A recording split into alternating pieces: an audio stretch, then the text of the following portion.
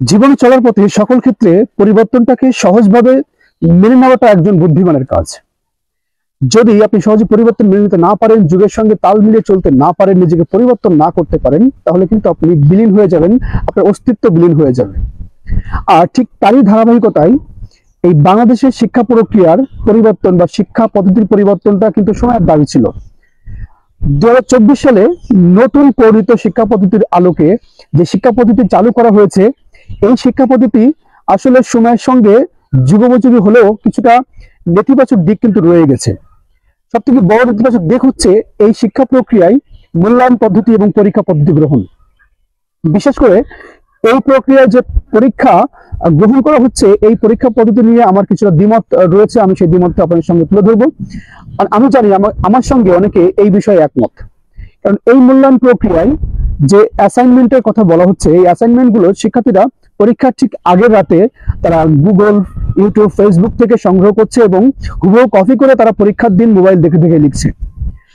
এইভাবে যন্ত্রের সঙ্গে শিক্ষা প্রক্রিয়াকে মিলিয়ে নিয়ে বা গুলিয়ে ফেললে আসলে শিক্ষা প্রক্রিয়া কতটুকু উন্নত হবে এবং সেই শিক্ষা জাতির জন্য কতটুকু সুফল বয়ে আনবে, এটা কিন্তু এক্ষেত্রে আমার একটা বড় দ্বিমত রয়েছে।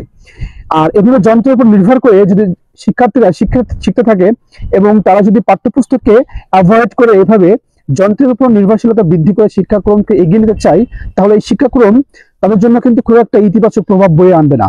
আর আমরা জানি পাঠ্যপুস্তককে কোনো ওয়েতে অ্যাভয়েড করা যাবে না বা উপেক্ষা করা যাবে না। পাঠ্যপুস্তককে প্রাধান্য দিয়েই পাঠ্যপুস্তকের বিভিন্ন বিষয়গুলো যদি বুঝতে অসুবিধা হয়, সেক্ষেত্রে আমাদেরকে ডিভাইসের সাহায্য নিয়ে বা বিভিন্ন রকমের সোর্স থেকে আমাদের সেগুলো শিখতে হবে। সুতরাং আমি বলবো যে এই নতুন প্রক্রিয়ায় বা নতুন শিক্ষাক্রমে এই ডিভাইসের উপরে যে নির্ভরশীলতা, এটা কিছুটা হলেও কমিয়ে পাঠ্যপুস্তকমুখী করা হোক এবং তার সঙ্গে ডিভাইসের সঙ্গে পরিচিত করে আধুনিক শিক্ষাকে আরো বেশি ত্বরান্বিত করা হোক এবং শিক্ষা পদ্ধতিতে এই মূল্যায়ন প্রক্রিয়া পরিবর্তন করা হোক।